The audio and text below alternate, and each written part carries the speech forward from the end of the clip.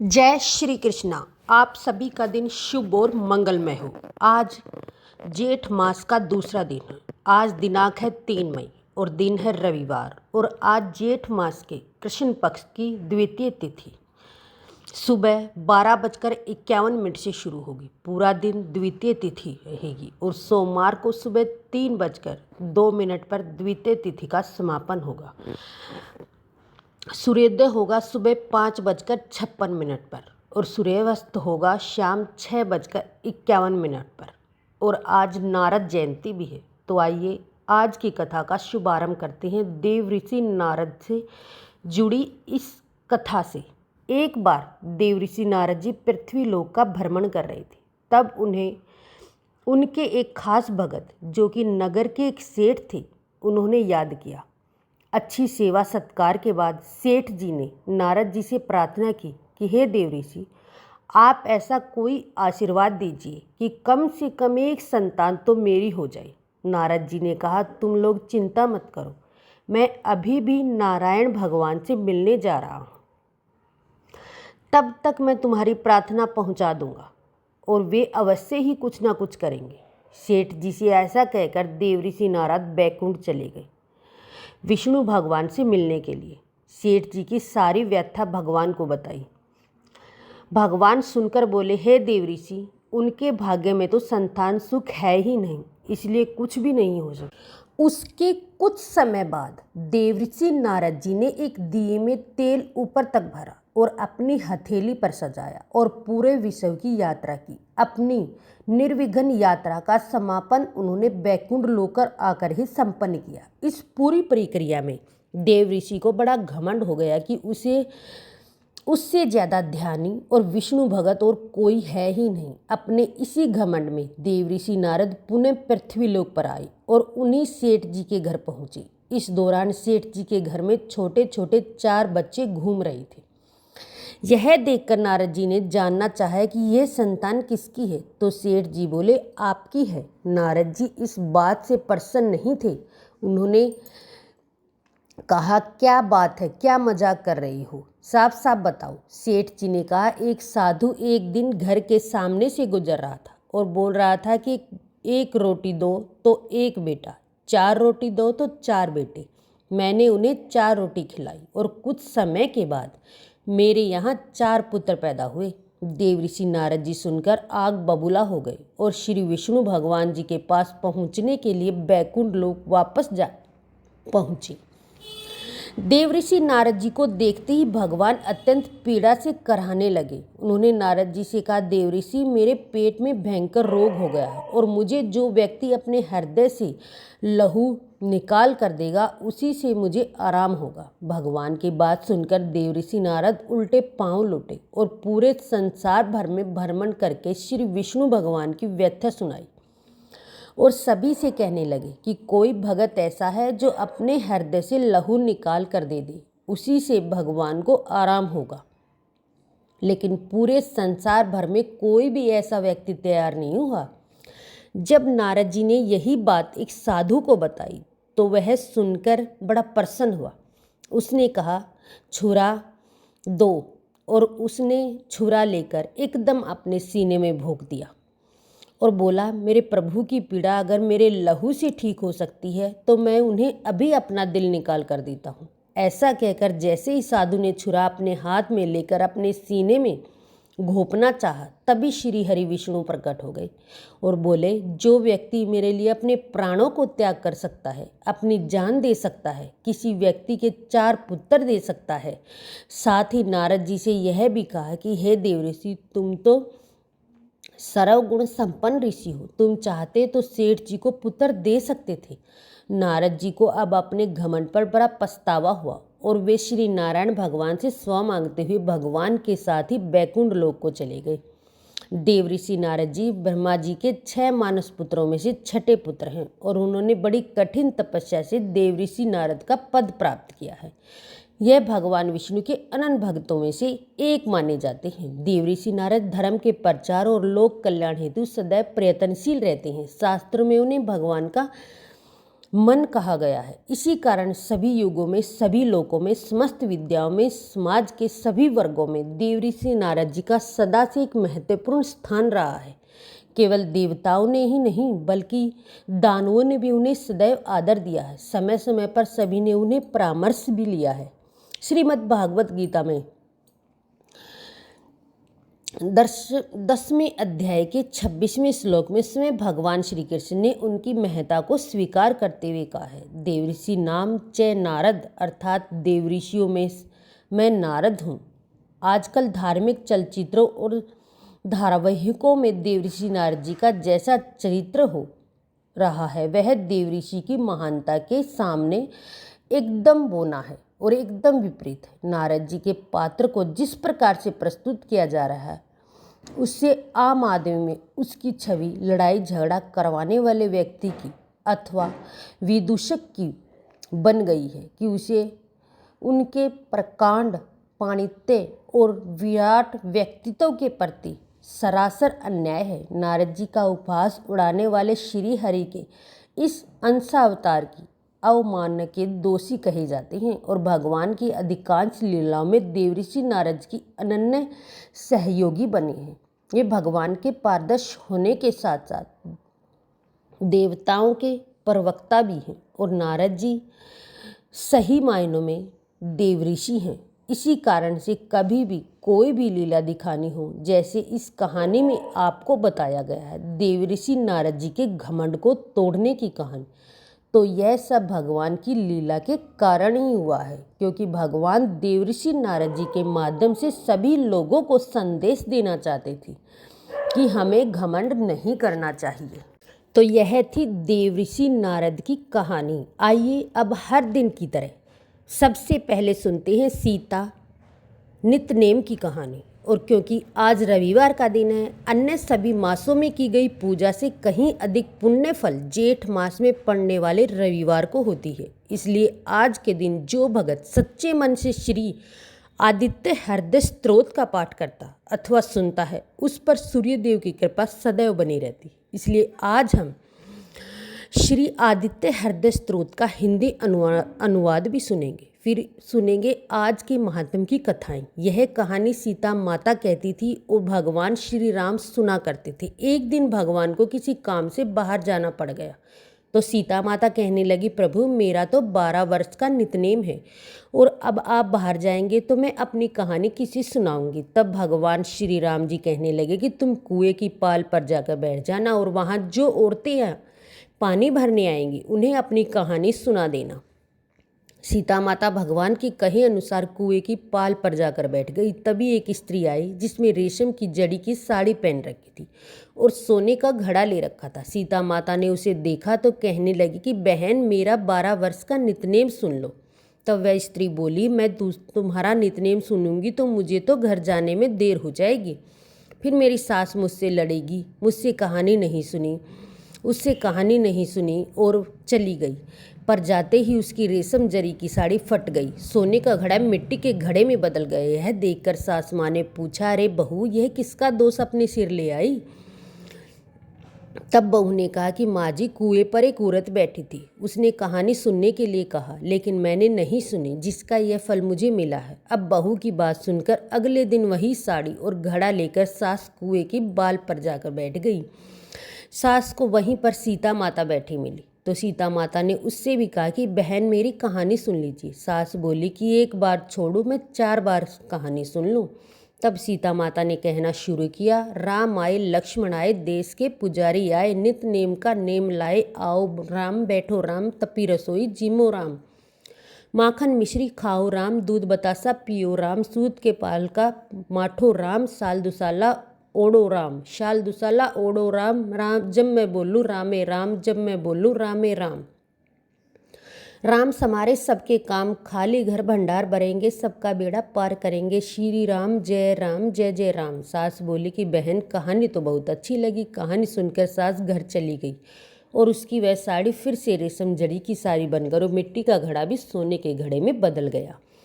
यह सब देखकर बहू बोली, माँ जी आपने ये सब कैसे किया? सास ने कहा, बहू तू तो दोष लगा आई थी, मैं दोष उतार आई हूँ।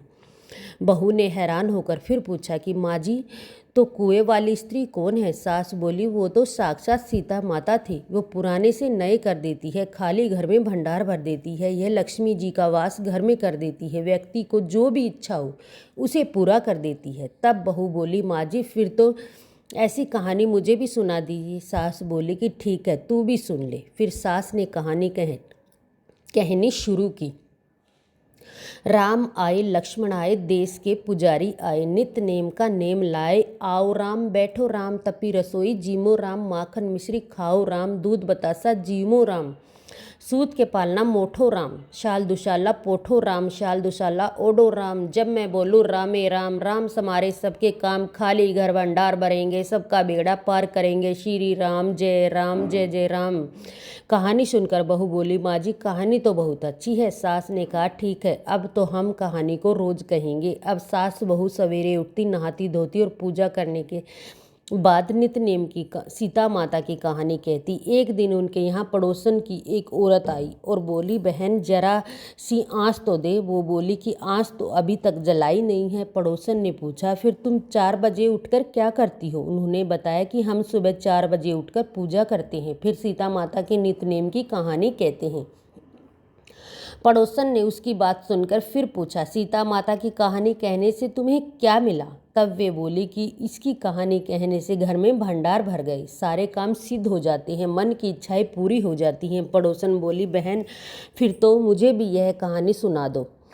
वह बोली, ठीक है, तो फिर तुम भी यह कहानी सुन लो। राम आए, लक्ष्मण आए, देश के पुजारी आए, नित नेम का नेम लाए। आए राम, बैठो राम, तपी रसोई जीमो राम, माखन मिश्री खाओ राम, दूध बतासा पियो राम, सूत के पालना मोठो राम, शाल दुशाला पोठो राम, शाल दुशाला ओढ़ो राम। जब मैं बोलूँ राम में राम, राम समारे सबके काम, खाली घर भंडार भरेंगे, सबका बेड़ा पार करेंगे। श्री राम जय जय राम।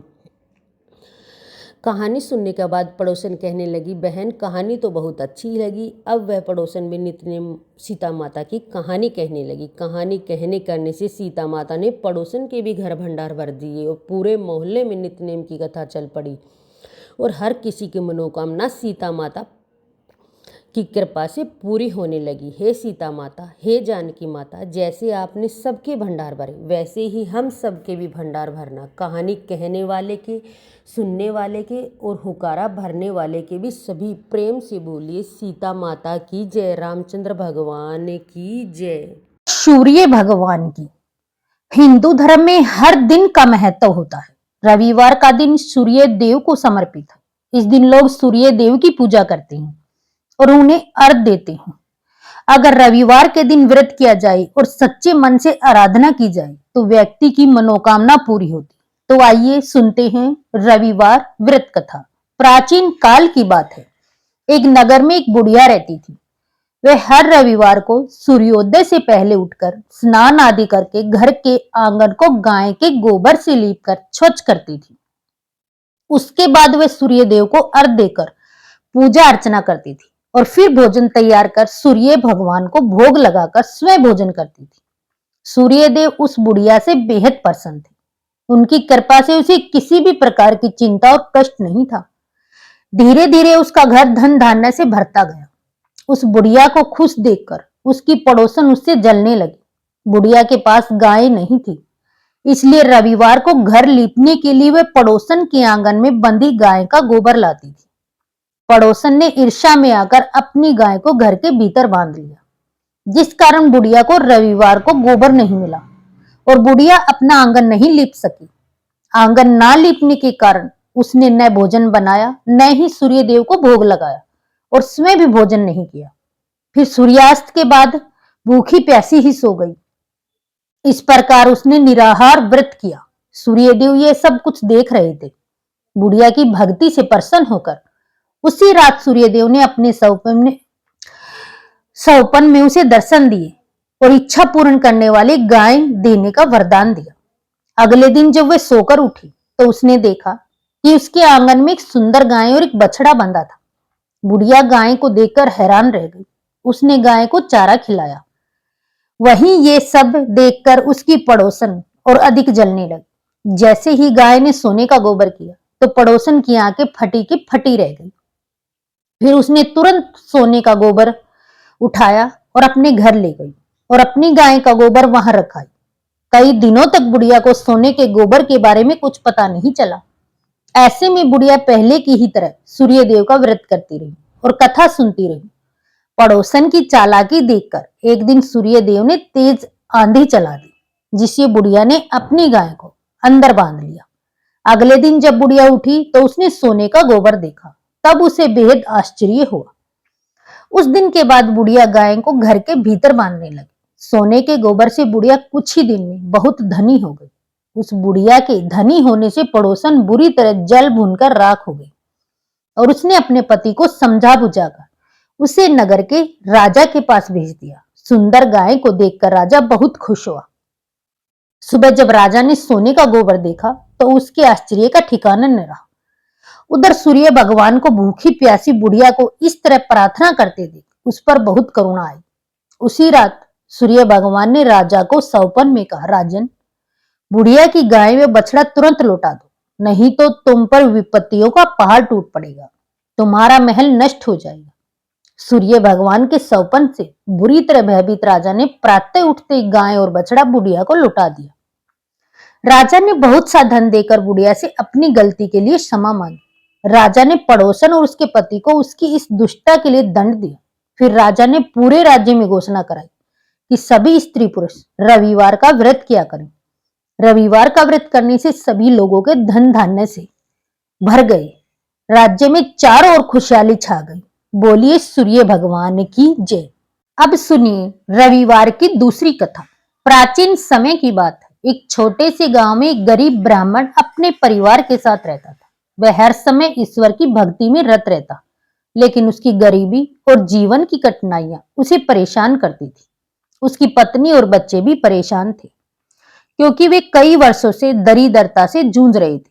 वह दिन रात ईश्वर से आशीर्वाद की प्रार्थना करता, लेकिन स्थिति में कोई बदलाव नहीं आ रहा था। एक दिन ब्राह्मण की पत्नी ने एक साधु से सुना कि रविवार का व्रत रखने से सूर्य देव की कृपा प्राप्त होती है और जीवन में खुशहाली आती।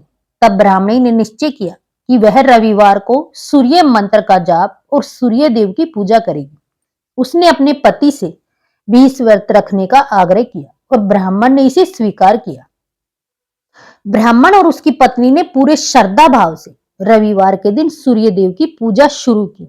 वे सूर्य देव से पहले उठकर सूर्य देव के मंत्रों का जाप करते, शुद्ध जल से सूरज को अर्घ देते और सूर्य देव की पूजा करते।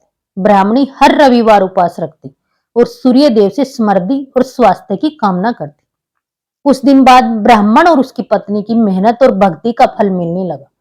उसके घर में समृद्धि आ गई, व्यापार में वृद्धि हुई और उनकी गरीबी दूर हो गई। ब्राह्मण का जीवन धीरे धीरे बदलने लगा और वह न केवल खुश हुआ, बल्कि उसका जीवन एक आदर्श बन गया। उसके घर में कभी किसी चीज की कमी नहीं रही। ब्राह्मणी का विश्वास और सूर्य देव की पूजा ने उसके जीवन में चमत्कारी परिवर्तन किया। बोलिए सूर्य भगवान की जय। सूर्य देव की आरती। ओम जय सूर्य भगवान, जय हो दिनकर भगवान। जगत के नेत्र स्वरूपा, तुम होते गुण स्वरूपा। धरत सभी तब ध्यान। ओम जय सूर्य भगवान। सारथी अरुण है प्रभु तुम सवेत कमलधारी। तुम चार भुजाधारी, असवह सात तुम्हारे। कोटि किरण पसारे, तुम हो देव महान। ओम जय सूर्य भगवान। उषा काल में जब तुम उदयाचल आते, सब तब दर्शन पाते। फैलाते उजियारा, जागता तब जग सारा। करें सब तब गुणगान। ओम जय सूर्य भगवान। संध्या में भुवनेश्वर अस्ताचल जाते। गोधन तब घर आते। गोधुल बेला में हर घर हर आंगन में हो तब महिमा गान। ओम जय सूर्य भगवान। देव दनुज नर नारी ऋषि मुनिवर भजते, आदित्य हर्द जपते, स्तोत्र ये मंगलकारी, इसकी है रचना न्यारी, दे नव जीवन दान। ओम जय सूर्य भगवान। तुम हो त्रिकाल रचिता, तुम जग के आधार, महिमा तब अपरम पार, प्राणों का सिंचन करके भक्तों को अपन देते, बल बुद्धि और ज्ञान।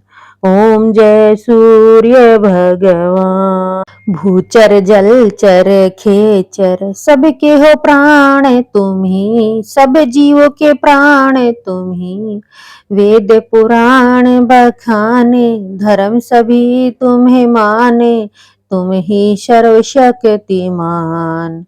ओम जय सूर्य भगवान। पूजन करती दिशाएं, पूजे दस दिग्पाल, तुम भुवनों के प्रतिकाल, ऋतवे तुम्हारी दासी, तुम शाश्वत अविनाशी, शुभकारी अंशुमान। ओम जय सूर्य भगवान। ओम जय सूर्य भगवान। जय हो दिनकर भगवान। जगत के नेत्र स्वरूपा, तुम हो त्रिगुण स्वरूपा, धरत सभी तब ध्यान।